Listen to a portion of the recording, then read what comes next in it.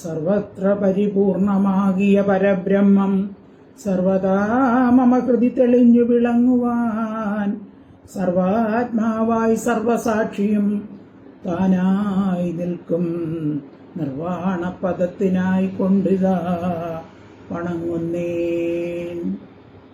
എല്ലാ സുഹൃത്തുക്കൾക്കും പുതുവത്സര ആശംസകൾ. എല്ലാവർക്കും ഈശ്വരന്റെ അനുഗ്രഹം ഉണ്ടാകട്ടെ എന്ന് പ്രാർത്ഥിച്ചുകൊണ്ട് നമുക്ക് ഇന്നത്തെ പാഠഭാഗത്തിലേക്ക് കടക്കാം. ഓ നമോ ഭഗവതേ വാസുദേവായ. ശ്രീമദ് ഭാഗവതം ദശമസ്കന്ധം അഥ ഷഷ്ടിതമോധ്യായ. 66-ാമത്തെ അധ്യായത്തില് 24 വരെയുള്ള ശ്ലോകങ്ങൾ നാം ചർച്ച ചെയ്ത് കഴിഞ്ഞു. പൗണ്ഡ്രകനെയും കാശി രാജാവിനെയും ഭഗവാൻ വധിക്കുന്നു എന്നാണ് കഴിഞ്ഞ ക്ലാസ്സിൽ പഠിച്ചത്. അപ്പൊ കൃഷ്ണന്റെ സുദർശന ചക്രത്താൽ മുറിക്കപ്പെട്ട കാശി രാജാവിന്റെ തല കാശി രാജ്യത്താണ് ചെന്ന് വീണത്. അപ്പൊ ആദ്യം കാശിയിലെ നിവാസികൾ അതിശയപ്പെട്ടു പോയി. ഇത് ആരുടെ തലയാണ്? നോക്കിയപ്പോൾ കാശി രാജാവിന്റെ തലയാണ്. അപ്പോൾ അദ്ദേഹത്തിന്റെ ഭാര്യമാരും ബന്ധുക്കളും പ്രജകളും അതുപോലെ മകനായ സുദർശനനും എല്ലാം വളരെയധികം സങ്കടപ്പെട്ടു. കാശി രാജാവിന്റെ മകനായ സുദക്ഷിണൻ രാജാവിന്റെ സംസ്കാര കർമ്മങ്ങളൊക്കെ ചെയ്തതിനു ശേഷം കൃഷ്ണനെ എങ്ങനെയെങ്കിലും വധിക്കണം എന്ന് വിചാരിച്ച് പരമേശ്വരനെ തപസ് ചെയ്തു. പരമേശ്വരനെ പൂജിച്ചു, ഉപദേശം ആരാഞ്ഞു, കൃഷ്ണന് വേണ്ടി ആഭിചാരക്രിയകൾ ചെയ്തു. അപ്പൊ ഹോമകുണ്ഡത്തിൽ നിന്ന് ഉത്ഭവിച്ച കൃത്യ ദ്വാരകയെ നശിപ്പിക്കാനായിട്ട് പുറപ്പെട്ടു. അപ്പോൾ തീജ്വാല വരുന്നത് കണ്ട് ആൾക്കാർ ഭയന്നോടി. കൃഷ്ണൻ സുദർശന ചക്രം കൊണ്ട് ആ കൃത്യയുടെ പ്രഭയെ നശിപ്പിച്ചു. അപ്പൊ കൃത്യ എന്ത് ചെയ്തു? തിരിച്ചുപോയി. തിരിച്ചു കാശി രാജ്യത്ത് ചെന്ന് സുദർശനനെയും വധിച്ച് കാശി നഗരത്തെയും ദഹിപ്പിച്ചു. ഇത്രയും ഭാഗമാണ് ഇന്ന് നമുക്ക് ചർച്ച ചെയ്യേണ്ടത്.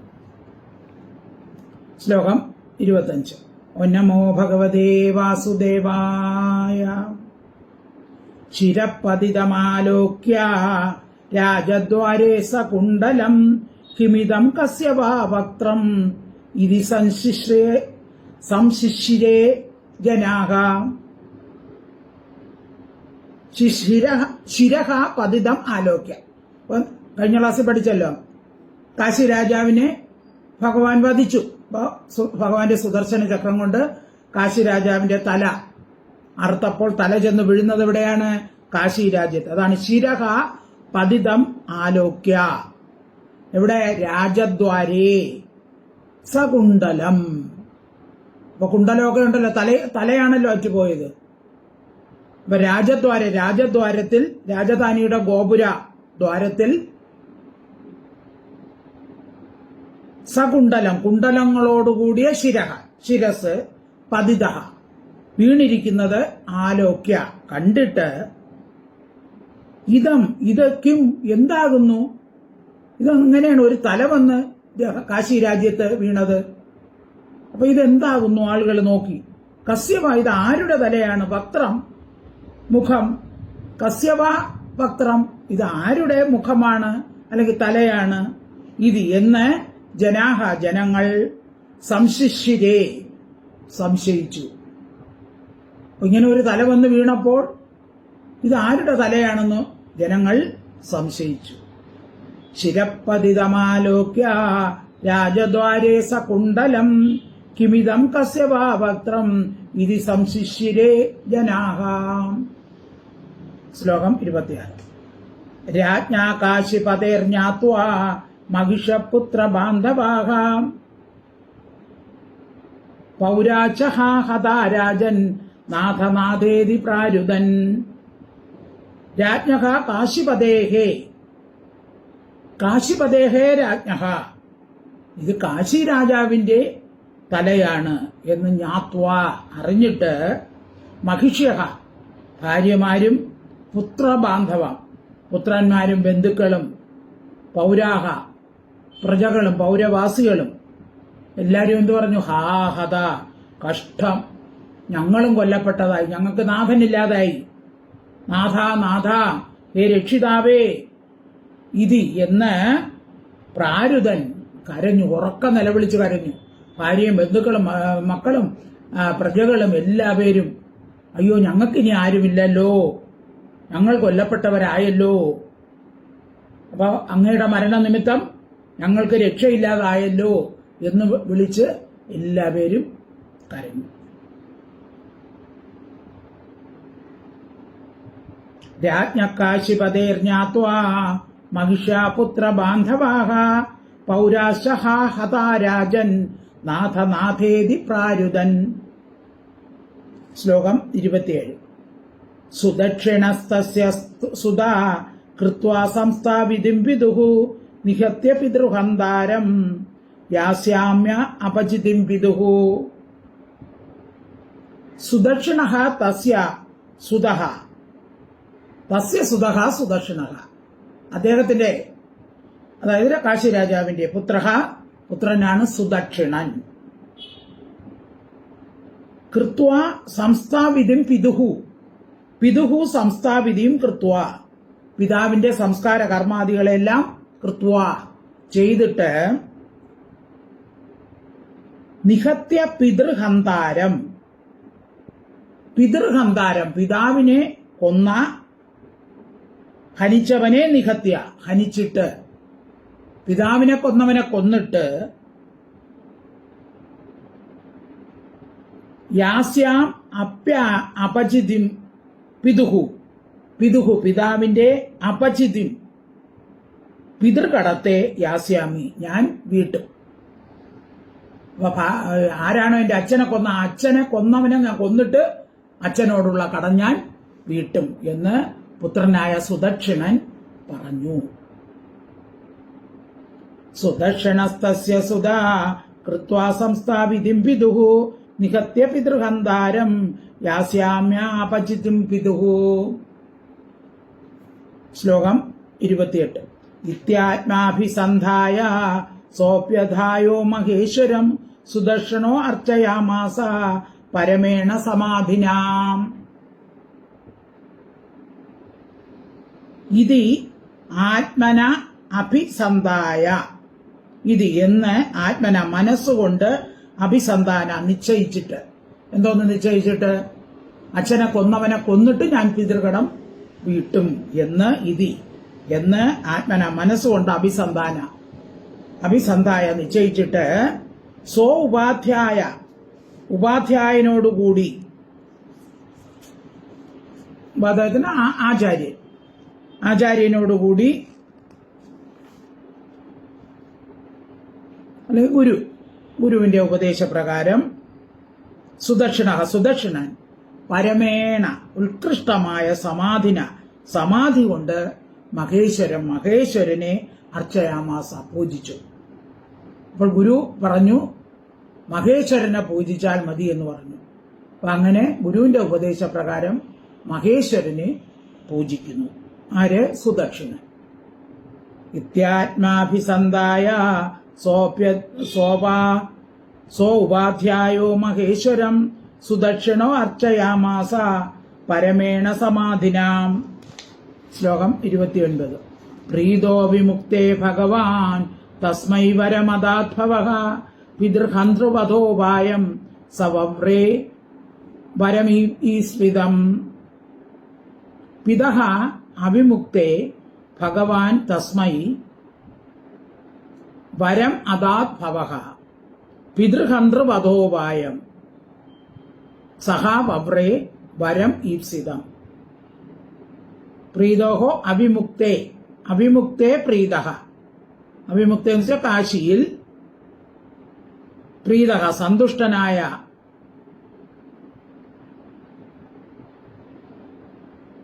ഭഗവാൻ, ഐശ്വര്യപൂർണനായ ഭവക പരമേശ്വരൻ അവന്റെ തപസ്സുകൊണ്ട് സന്തോഷിച്ച് കാശിയിൽ, അപ്പോ അവിമുക്ത കാശിയിൽ വന്നു. ആര്? പരമേശ്വരൻ. എങ്ങനെയുള്ള പരമേശ്വരൻ? പ്രീതഹ, സന്തുഷ്ടനായ, അതായത് സുദക്ഷണന്റെ ആ തപസ്സിൽ സന്തുഷ്ടനായ പരമേശ്വരൻ കാശിയിൽ ഭവക, പരമേശ്വരൻ തസ്മൈ, അവനായിക്കൊണ്ട് വരത്തെ അതാ ദാനം ചെയ്തു. സഹ, അവൻ ഈപ്സിതം, ഇഷ്ടപ്പെട്ടിരിക്കുന്നതും, പിതൃഹന്ത്രവധോപായം, പിതാവിന്റെ കൊലയാളിയെ കൊല്ലാനുള്ള ഉപായത്തോടുകൂടിയിരിക്കുന്ന വരത്തെ വവ്രേ വരിച്ചു. അപ്പൊ സുദക്ഷണൻ എന്താണ് വരിച്ചത്?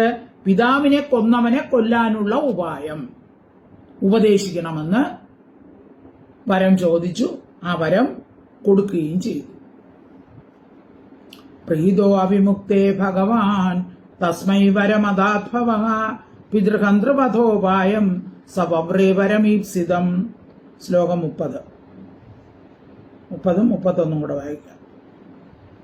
ദക്ഷിണാഗ്നിം പരിചര ബ്രാഹ്മണൈ സമമൃത്തിജം അഭിചാരവിധാനേന സചാഗ്നി പ്രമഥൈർവൃത സാധയിഷ്യതി സങ്കല്പം അബ്രഹ്മണ്യേ പ്രയോജിതഃ ഇത്യാദിഷ്ടസ്തഥാ ചക്രേ കൃഷ്ണയാ അഭിചരൻ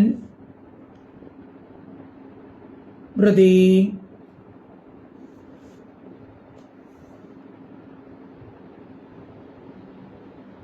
ദക്ഷിണ അഗ്നിം പരിചര ബ്രാഹ്മണൈഃ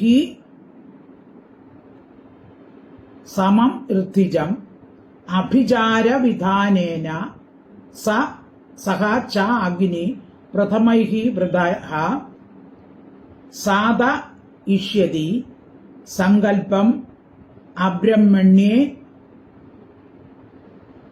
പ്രയോജിതഃ ഇതി ആദിഷ്ടഃ തഥാ ചക്രേ കൃഷ്ണായ അഭിചരൻ വ്രതി.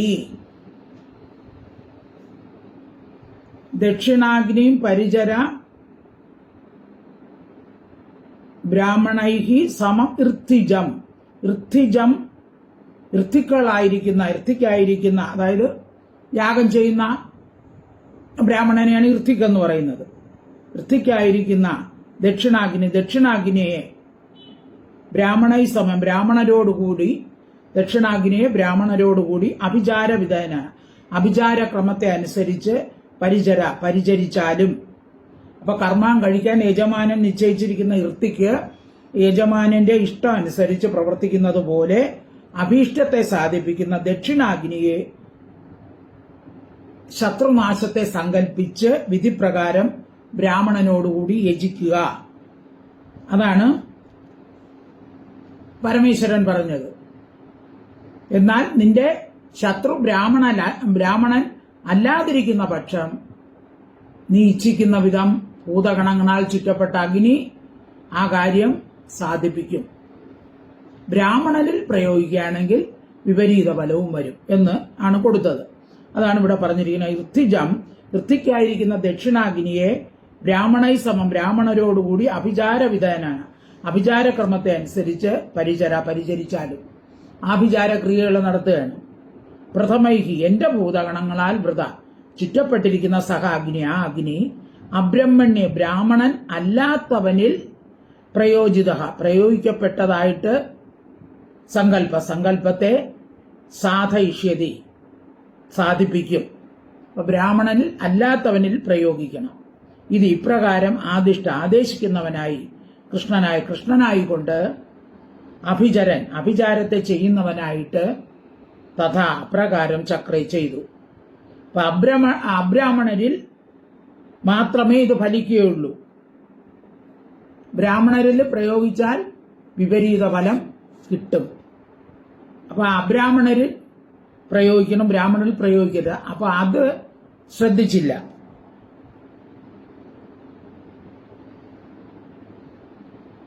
സാധയിഷ്യതി സങ്കല്പം അബ്രഹ്മണ്യേ പ്രയോജിത.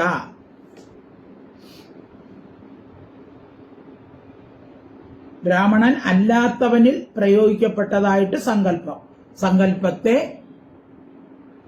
സാധയിഷ്യതി, സാധിപ്പിക്കും. ഇത്യാദിഷ്ട തഥാ ചക്രേ കൃഷ്ണായ അഭിചരൻ വൃതി. തഥ അപ്രകാരം ചക്രേ ചെയ്തു. അപ്പൊ പരമേശ്വരൻ പറയപ്പെട്ടതനുസരിച്ച് എന്ത് ചെയ്തു? സുദർശനൻ ശ്രീകൃഷ്ണന്റെ നേർക്ക് ആഭിചാര പ്രയോഗം ആരംഭിച്ചു.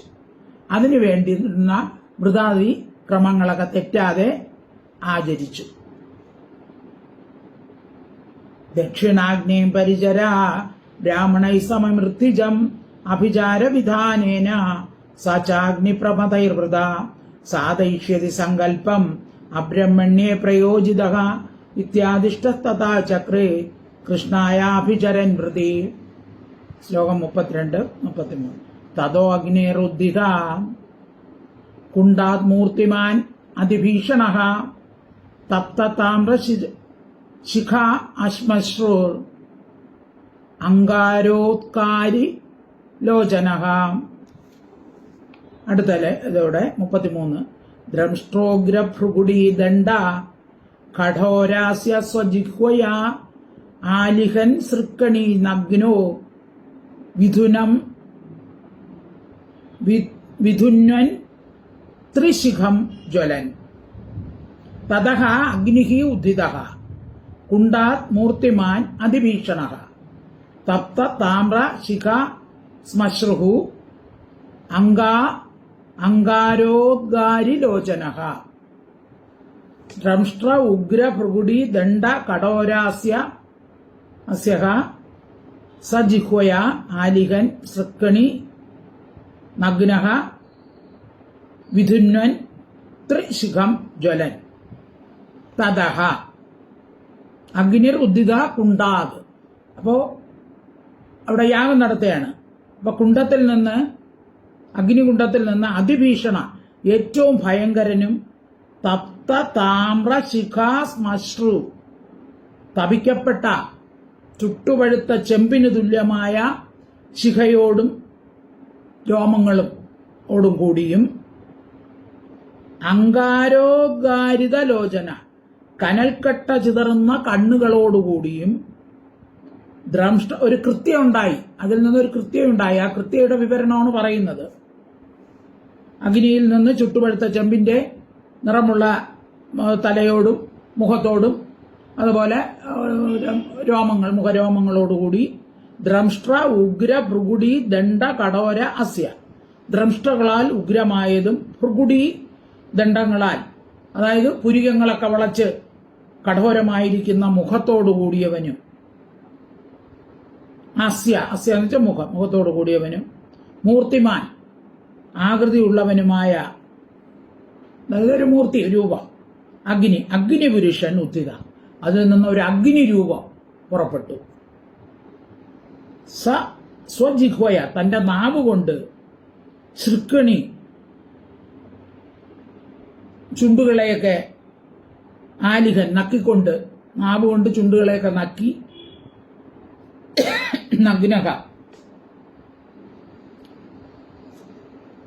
നഗ്നനായി ജ്വലൻ, ജ്വലിക്കുന്നതായ ത്രിശിഖ ശൂലത്തെ വിധുന്നൻ ചുറ്റിക്കൊണ്ട് അതിൽ നിന്നും ഉയർത്തെഴുന്നേറ്റു. അപ്പോൾ ഒരു കൃത്യ അഗ്നിഗോളം ജ്വലിക്കുന്നത് പോലെ ജ്വലിച്ച്, അത് കാണുമ്പോൾ ഭയാനകമാണ്. തലമുടി മുഖരോമങ്ങളൊക്കെ പഴിപ്പിച്ച ചെമ്പ് പോലെ ജ്വലിക്കുന്ന കണ്ണുകളിൽ നിന്ന് തീപ്പരി പറക്കുന്നു. ദ്രംഷ്ടകൾ കൊണ്ട് വളച്ചു പിടിച്ചിരിക്കുന്ന പുരിക കൊടികൾ കൊണ്ട് മുഖം അത്യുഗ്രമായിരിക്കുന്നു. നാവിന്റെ അറ്റം കൊണ്ട് ചുണ്ടുകളൊക്കെ നക്കുന്നു. പിന്നെ നഗ്നനുമാണ്. 3 മുനകളോടുകൂടിയ ശൂലത്തെ കയ്യിൽ പിടിച്ചിട്ടുമുണ്ട്. പിടിച്ച് ഇളക്കിക്കൊണ്ടിരിക്കുകയാണ്. തതോ അഗ്നിരുദ്ധിത കുണ്ട മൂർത്തിമാനതിഭീഷണഃ തപ്തതാമ്രശിഖാ ശ്മശ്രൂർ അങ്കാരോദ്ഗാരി ലോചനഃ ദ്രംഷ്ട്രോഗ്രഭൃഗുഡീ ദണ്ഡ കഠോരാസ്യ സ്വജിഹ്വയാ ആലിഹൻ ശൃക്കിണി സ്നഗ്നോ വിധുന്വൻ ത്രിശിഖം ജ്വലൻ. ശ്ലോകം 34. പത്മ്യാം താലപ്രമാണാഭ്യാം കമ്പയനവനീതലം സോഭ്യതാവത് വൃതോ ഭൂതൈർ ദ്വാരകാം പ്രദഹൻ ദിശക. പദ്ഭ്യാം താലപ്രമാണാഭ്യാം, താലം പോലെ ഉന്നതങ്ങളായ, താലം വെച്ച പന, പന പോലെ ഉയരമുള്ള, പദ്ഭ്യാം കാലുകൾ കൊണ്ട്, അവനീതലം ഭൂമിയെ കമ്പയൻ വിറപ്പിച്ചുകൊണ്ട്, ഭൂതൈഹി ഭൂതങ്ങളാൽ വൃത ചുറ്റപ്പെട്ടവനായി, ദിശ ദിക്കുകളെ പ്രദഹൻ ദഹിപ്പിച്ചുകൊണ്ട്, സഹ അവൻ ദ്വാരകാം ദ്വാരകയെ അഭ്യതാവ് അഭിദാനം ചെയ്തു, ദ്വാരകയിലേക്ക് പുറപ്പെട്ടു. അപ്പൊ അഗ്നിയൊക്കെ ഇങ്ങനെ ചുട്ടുപഴിപ്പിച്ച അഗ്നി ഇങ്ങനെ വിതറിക്കൊണ്ട് ചുറ്റ് ദിക്കുകളെയൊക്കെ ദഹിപ്പിച്ചുകൊണ്ട്, പോകുന്ന സ്ഥലത്തൊക്കെ ദിക്കുകളൊക്കെ ദഹിപ്പിച്ചുകൊണ്ട് അവൻ എവിടെ പോയി? ദ്വാരകയിലോട്ട് പോയി. പന പോലെ ഉയരമുള്ള പാദങ്ങൾ കൊണ്ട് ഭൂമിയെ വിറപ്പിച്ച് ഭൂതഗണങ്ങൾ 4 ഭാഗത്തും ചുറ്റി നിൽക്കുന്നുണ്ട്. അങ്ങനെയുള്ള അഗ്നിപുരുഷൻ ദിഗ്ഭാഗങ്ങളെയൊക്കെ ഇങ്ങനെ പോകുന്ന സ്ഥലത്തൊക്കെ ദഹിച്ചു പോകും. ദഹിപ്പിച്ചുകൊണ്ട് ദ്വാരകയിൽ പ്രവേശിച്ചു. പത്മ്യാം താലപ്രമാണാഭ്യാം കമ്പയന്നവനീതലം സോഭ്യതാവത് വൃതോ ഭൂതൈർ ദ്വാരകാം പ്രദഹൻ ദിശാം. ശ്ലോകം 35. തമാഭിചാരദഹനം ആയാന്താം ദ്വാരക ഔകസഹ വിലോക്യ തത്രസു സർവേ വനദാഹേ മൃഗായഥാം. തം ആഭിചാരദഹനം ആയാന്തം ദ്വാരകൗകസ, ദ്വാരകൗകസഹ ദ്വാരക നിവാസികൾ, ആയാന്തം വരുന്നതായ, തം ആഭിചാരദഹനം ആ ആഭിചാര അഗ്നിയെ വിലോക്യ കണ്ടിട്ട്. അപ്പൊ ദ്വാരകയിലുള്ള ആളുകൾ നോക്കിയപ്പോ എന്താണ്? ഒരു വലിയ തീക്കുണ്ട ഇങ്ങനെ വരികയാണ്. ഒരു അഗ്നി പുരുഷൻ വരുന്നു. കണ്ടിട്ട് വനദാഹേ, വനം ദഹിക്കുമ്പോൾ മൃഗങ്ങളെന്ന പോലെ, കാട്ടുതീ പടരുമ്പോൾ എന്ത് ചെയ്യും? മൃഗങ്ങൾ ഓടൂല്ലേ? അതുപോലെ ഈ തീ ഇങ്ങനെ വരണ കണ്ടപ്പോൾ ആൾക്കാരെല്ലാം ആ തീ പടർന്നു പിടിക്കുന്നു എന്ന് പറഞ്ഞ് ഓടി, ഭയപ്പെട്ടു. സർവേ എല്ലാവരും തത്രസു ഭയപ്പെട്ടു. തമ്മാഭിചാരദഹനം ആയാന്താം ദ്വാരകൗകസഹ വിലോക്യ തത്രസു സർവേ വനദാഹേ മൃഗായഥാം. ശ്ലോകം 36. അക്ഷൈസഭായാം ക്രീഡന്തം ഭഗവന്തം ഭയാതുരാഹ ത്രാഹി ത്രാഹി ത്രിലോകേശ വന്യേ പ്രദഹ പുരം. അക്ഷൈഹി സഭായാം ക്രീഡന്തം ഭഗവന്തം ഭയാതുരാഹ ത്രാഹി ത്രാഹി ത്രിലോകേശ വന്യേഹേ പ്രതിദഹ പുരം. അക്ഷൈഹി സഭായാം ക്രീഡന്തം. അപ്പൊ അവിടെ ഭഗവാൻ എന്ത് ചെയ്തുകൊണ്ടിരിക്കുകയായിരുന്നു? സഭായാം അക്ഷൈഹി ക്രീഡന്തം, സഭയില് ചൂത് കളിച്ചുകൊണ്ടിരിക്കുകയായിരുന്നു. അക്ഷൈഹി ചൂത് കളിച്ചുകൊണ്ട്, ക്രീഡന്തം കളിക്കുന്ന,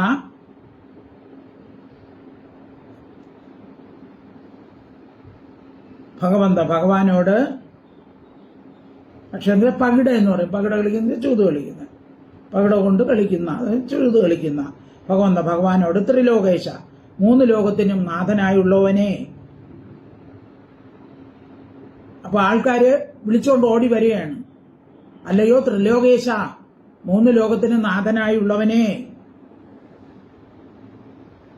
പ്രദഹതഹ ഏറ്റവും ദഹിപ്പിക്കുന്ന വഗ്നേഹ തീയിൽ നിന്ന്, പുരത്തെ പട്ടണത്തെ ത്രാഹി രക്ഷിച്ചാലും.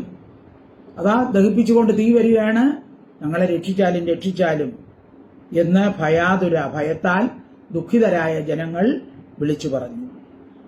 അക്ഷൈസഭായം ക്രീഡന്തം ഭഗവന്തം ഭയാതുരാഹ ത്രാഹി ത്രിലോകേശ വന്യേ പ്രദഹത പുരം. ശ്ലോകം 37. ശുദ്ധ്വാ തജ്ജന വൈക്ലഭ്യം ദൃഷ്ട്വാ സ്വാനാം ച സാത്വസം ശരണ്യ സംപ്രഹസ്യാഹ മാ ഭൈഷ്ടേത്യ അവിദാസ്മ്യഹം. ശുദ്ധ്വാ തജ്ജന വൈക്ലഭ്യം ദൃഷ്ട്വാ സ്വാനാം ച സാത്വസം ശരണ്യഃ സംപ്രഹസ്യാഹ മാ ഭൈഷ്ഠ ഇതി അവിദാസ്മ്യഹം. അവിദാസ്മി അഹം. ശുദ്ധ്വാ തജ്ജന വൈക്ലഭ്യം. തജ്ജന വൈക്ലഭ്യം, ആ ജനങ്ങളുടെ ആ ദുഃഖത്തെ ശുദ്ധ്വാ കേട്ടിട്ട്, സ്വാനാം സാത്വസം ജനങ്ങളുടെ ഭയത്തെ ദൃഷ്ടുവാച്ച കണ്ടിട്ടും, ശരണ്യഹ പ്രാപിക്കാൻ യോഗ്യനായ ഭഗവാൻ സംപ്രഹസ്യ, ഭഗവാൻ ഒരു ചിരിയാണല്ലോ, എല്ലാത്തിനും ഒന്ന് ചിരിച്ചിട്ട് എന്തോ പറഞ്ഞു, മാ ഭൈഷ്ട, നിങ്ങൾ ആരും ഭയപ്പെടണ്ട. നേരത്തെ കാട്ടുതീ പിടിച്ചപ്പോഴും ഭഗവാൻ ഇങ്ങനെയാണല്ലോ പറഞ്ഞു, മാ ഭൈഷ്ട എന്നാണ് പറഞ്ഞത്, ഭയപ്പെടണ്ട. അഹം, ഞാൻ അവിത രക്ഷകനായിട്ട് അസ്മി ഭവിക്കുന്നു, ഞാനിതാ നിങ്ങളെ രക്ഷിക്കാം, നിങ്ങൾ ഭയപ്പെടയൊന്നും വേണ്ട ഇത് എന്ന് ആഹ പറഞ്ഞു. ശുദ്ധ്വാ തജ്ജന വൈക്ലഭ്യം ദൃഷ്ട്വാസ്വാനാം ച സാത്വസം ശരണ്യസംപ്രഹസ്യാഹ മാ ഭൈഷ്ടേത്യ അവിദാസ്മ്യഹം. ശ്ലോകം 36. സർവസ്യാന്തർബഹി സാക്ഷി കൃത്യാമാഹേശ്വരീം വിഭോ വിജ്ഞായ തത് വിഘാതാർത്ഥം പാർശ്വസ്ഥം ചക്രം ആദിശത്. സർവസ്യ അന്തഃ ബഹിഃ സാക്ഷിഹി, സർവസ്യ എല്ലാത്തിന്റെ അന്തഃ ബഹിഃ അകത്തും പുറത്തും സാക്ഷിഹി സാക്ഷിയായിരിക്കുന്ന വിഭു ആ ഭഗവാൻ മാഹേശ്വരി മഹേശ്വരനെ സംബന്ധിച്ച കൃത്യയെ അറിഞ്ഞു. അപ്പൊ ഇത് മഹേശ്വരന്റെ കൃത്യയാണ്, മഹേശ്വരൻ പറഞ്ഞനുസരിച്ചുണ്ടായ കൃത്യയാണെന്ന് അറിഞ്ഞിട്ട് തദ്വിഘാതാർത്ഥം അതിന്റെ നാശത്തിനായിക്കൊണ്ട് പാർശ്വസ്ഥം സമീപത്തിരിക്കുന്ന ചക്രത്തെ ആദിദേശ് നിയോഗിച്ചു. അപ്പോ ഭഗവാൻ മനസ്സിലായി ഇത് പരമേശ്വരൻ അയച്ച അല്ലെങ്കിൽ പരമേശ്വരന്റെ നിർദ്ദേശപ്രകാരം ഉണ്ടായ കൃത്യയാണെന്ന് മനസ്സിലായിട്ട് തന്റെ അടുത്തിരുന്ന ആ സുദർശന ചക്രത്തെ പ്രയോഗിച്ചു. കൃത്യയുടെ നേരെ സുദർശന ചക്രത്തെ പ്രയോഗിച്ചു. സർവസ്യാന്തർബഹി സാക്ഷി കൃത്യാമാഹേശ്വരീ വിഭോ വിജ്ഞായ തദ്വിഘാതാർത്ഥം പാർശ്വസ്ഥം ചക്രമാദിശത്. ശ്ലോകം 39. സത്സൂര്യകോടി പ്രതിമം സുദർശനം ജാജല്യമാനം പ്രളയാനലപ്രഭം സ്വതേജസാകം കകുപോധരോദസി ചക്രം മുകുന്ദാസ്ത്രം അഥാഗ്നിർ ആർദയത്. തത്സൂര്യകോടി പ്രതിമം സുദർശനം ജാജ്വല്യമാനം പ്രളയ അനലപ്രഭം.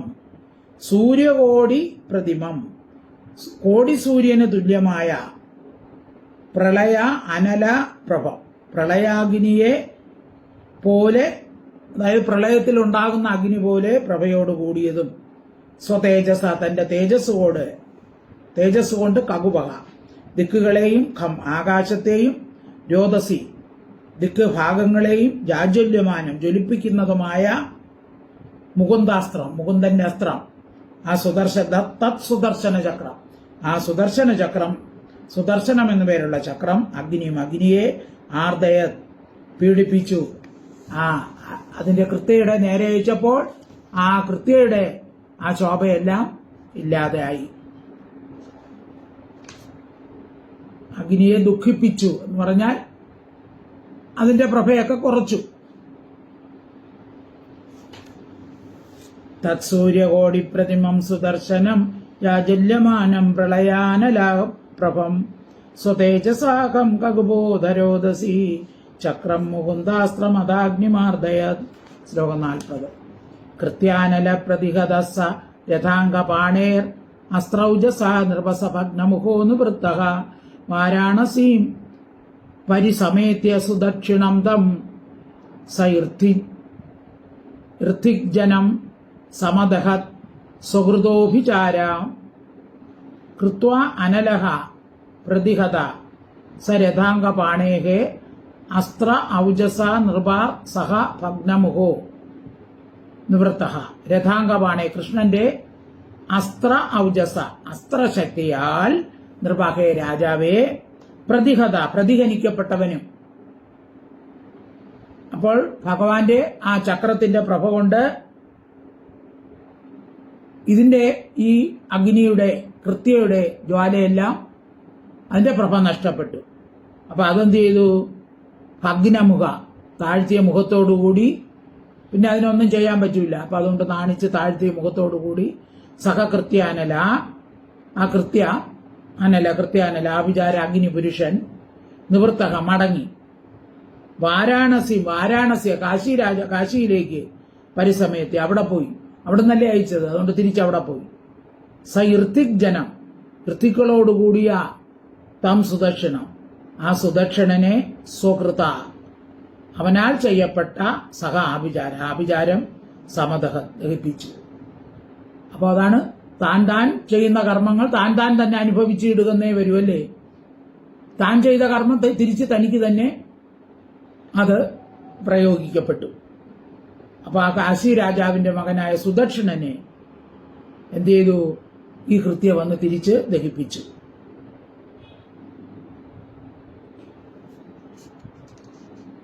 ശ്ലോകം ഒന്നുകൂടെ. കൃത്യാനല പ്രതിഹത സരഥാംഗപാണേർ അസ്ത്രൗജസ നൃപസഭഗ്നമുഹോ നിവൃത്ത വാരാണസീം പരിസമേത്യ സുദക്ഷിണം തം സൈർത്തിക് ജനം സമദഹത് സുഹൃതോഭിചാരം. അപ്പൊ നമ്മള് മറ്റുള്ളവരെ ദ്രോഹിക്കാൻ നോക്കിയാൽ ആ ദ്രോഹം നമുക്കേ കിട്ടൂ. അപ്പൊ ചിലവരൊക്കെ ക്ഷേത്രത്തിൽ കൊണ്ട് ശത്രു സംഹാര പൂജ എന്ന് പറഞ്ഞു കൊടുക്കും, ശത്രുക്കളെ നശിപ്പിക്കാൻ. ശത്രുക്കളെ അല്ല നശിപ്പിക്കുന്നത് അവിടെ. അപ്പൊ നമ്മൾ ചെയ്യുന്ന പ്രവൃത്തിയുടെ ഫലം നമുക്കാണ് കിട്ടുന്നത്. അപ്പൊ അതുകൊണ്ട് നമ്മൾ ഇങ്ങനെയുള്ള ഒരു കാര്യങ്ങളും അന്യരെ ദ്രോഹിക്കാൻ പാടില്ല. ദ്രോഹിച്ചു കഴിഞ്ഞാൽ അത് നമുക്ക് തിരിച്ചടിക്കും. ശ്ലോകം 41-42. ചക്രം ച വിഷ്ണോർത്തതനുപ്രവിഷ്ടം വാരാണസീം സാട്ട സഭാലയാപ്പണം സ ഗോപുരാട്ടാലക ഗോഷ്ടസങ്കുലാം സകോശകസ്ത്യശ്വരധാന്യശാലാം ദത്വാ വാരാണസീം സർവാം വിഷ്ണോ ചക്രം സുദർശനം ഭൂയ പാർശ്വം ഉപാതിഷ്ഠ കൃഷ്ണസ്യ അക്ലിഷ്ടകർമ്മണഃ.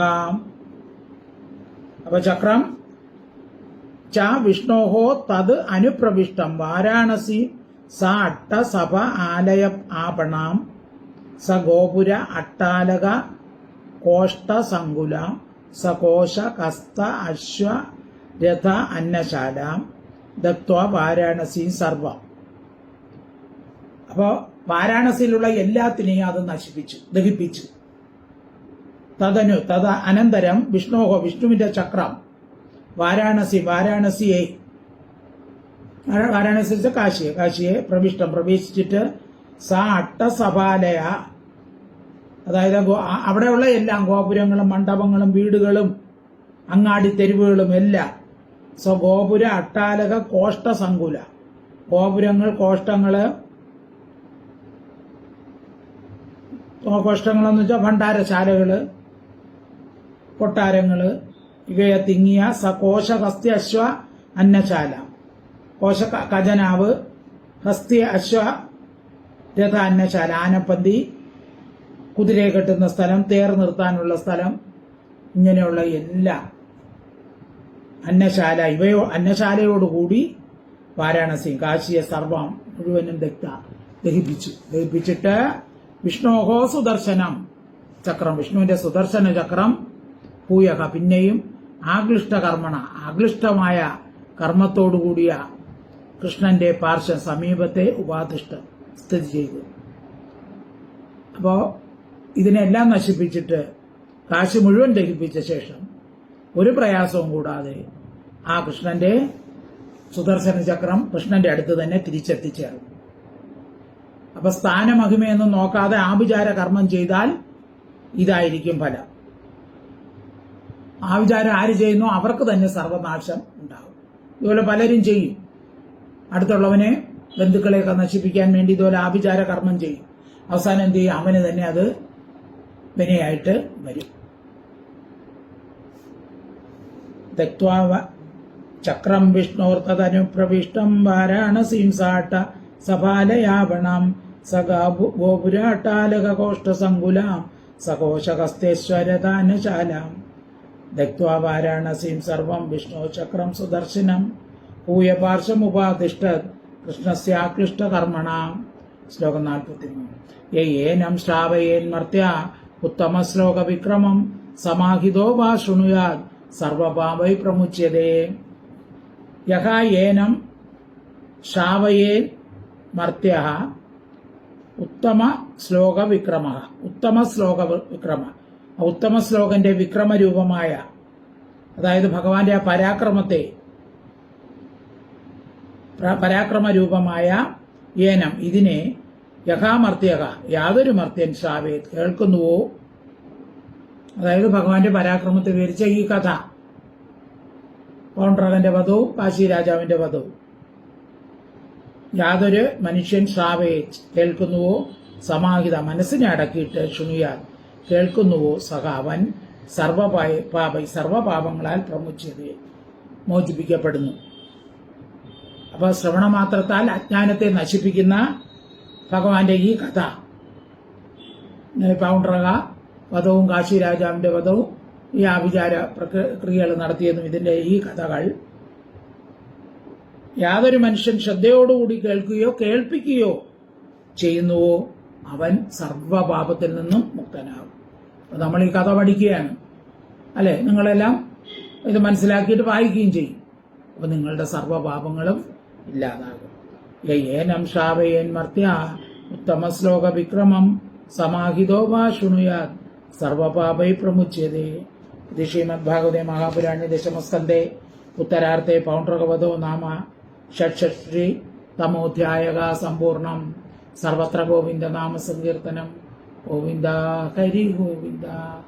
ഹരി ഓം തത്സത്. ഹരി ഓം തത്സത്. ഹരി ഓം തത്സത്.